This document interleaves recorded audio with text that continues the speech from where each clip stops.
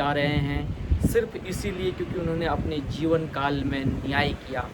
क्योंकि ग्वेल, आप कहीं ऐसा किसी भी इतिहास में कोई ऐसा कोई राजा नहीं मिलेगा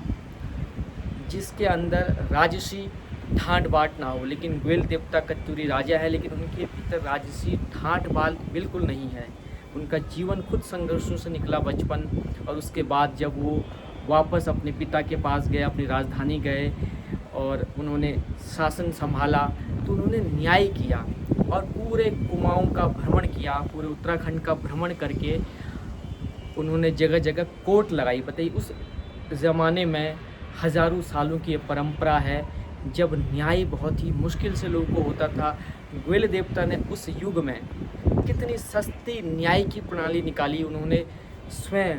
गिरी कंदराओं में, पर्वतों को पार करके, पहाड़ों को पार करके, जंगलों, घाटों, नदियों को पार करके पूरे कुर्मांचल में भ्रमण किया। गांव-गांव में भ्रमण करके जिस स्थान पर उन्होंने अपनी कोर्ट लगाई, वो न्याय क्या है, वो दरबार है,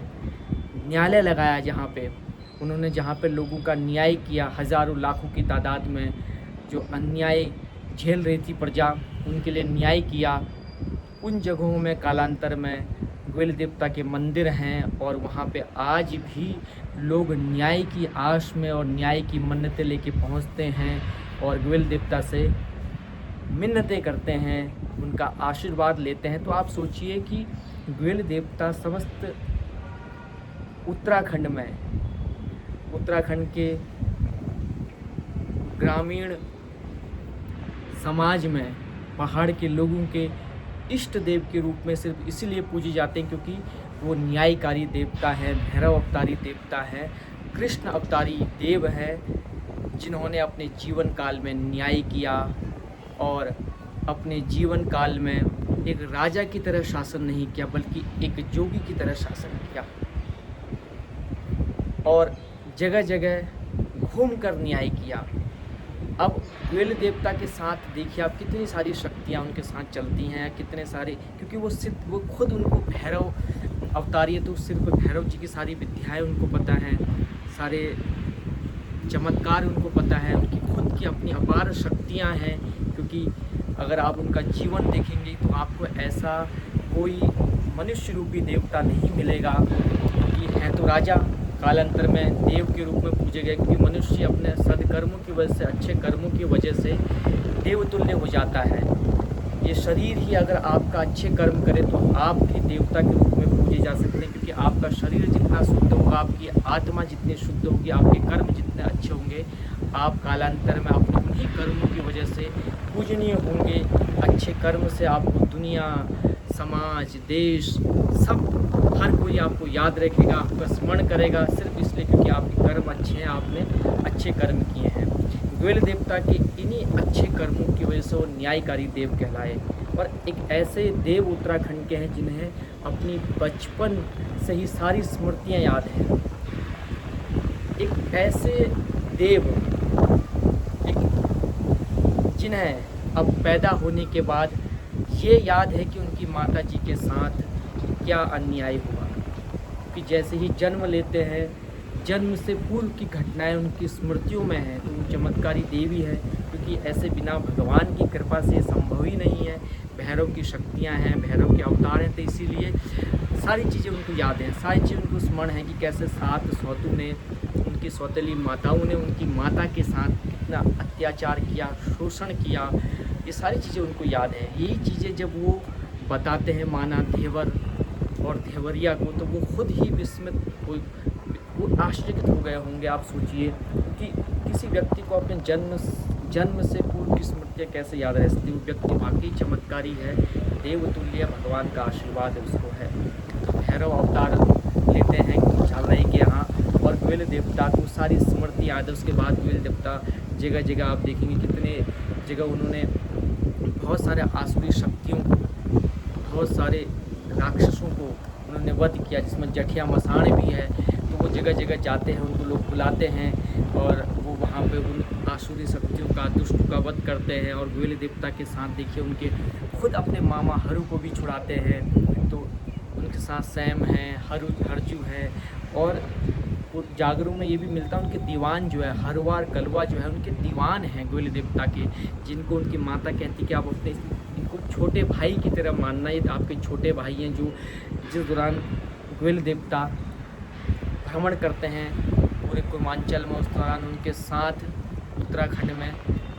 जब वो भ्रमण कर रहे होते तो उनके साथ कलवा और हरवा उनकी जो दीवान हैं वो हमेशा साथ रहते हैं गोयल देवता के साथ। इसके अलावा नरसिंह देव उनके साथ हैं। तो ये देखिए, अगर आप देखेंगे तो कत्यूरी वंश उत्तराखंड में बहुत बड़ा शासक वंश रहा। तो उस दौरान जो भी उसके भी पुराने ज़माने में सारे सिद्ध हुआ करते थे, संत हुआ करते थे, तो लोग जो है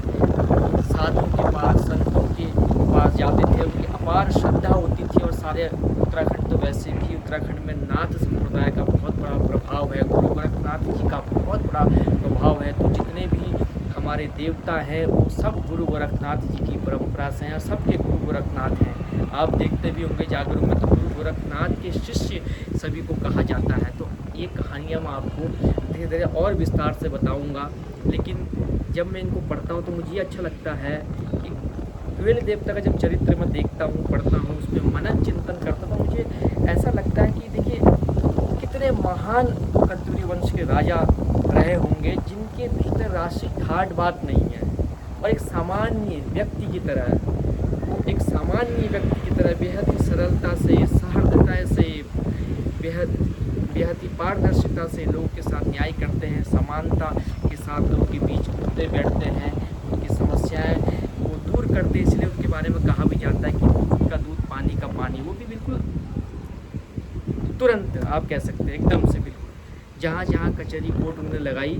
लोग के साथ न्याय किया। तो आज पूरे जनमानस में वो इतने विख्यात है, इतने पूजनीय है कि उत्तराखंड के लोगों को हमेशा लगता है कि उनके साथ उनके रक्षक गोयल देवता हर समय उनकी मदद कर रहे हैं। उनकी कहाँ कहाँ गोयल देवता ने भ्रमण किया है वो भी सारा जागरूक में मिलता है। वो जगहों पे अभी बड़े बड़े मंदिर हैं, चाहे चितई में है, चितई का गोयल मंदिर है, या कहीं पर अलग भनरिया गोयल मंदिर है,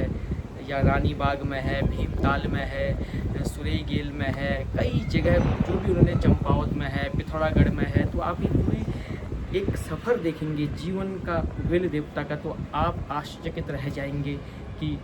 वो कितनी असीम शक्ति के भंडार हैं और कितने साधना संपन्न हैं और कैसे वो देव हैं। उन्होंने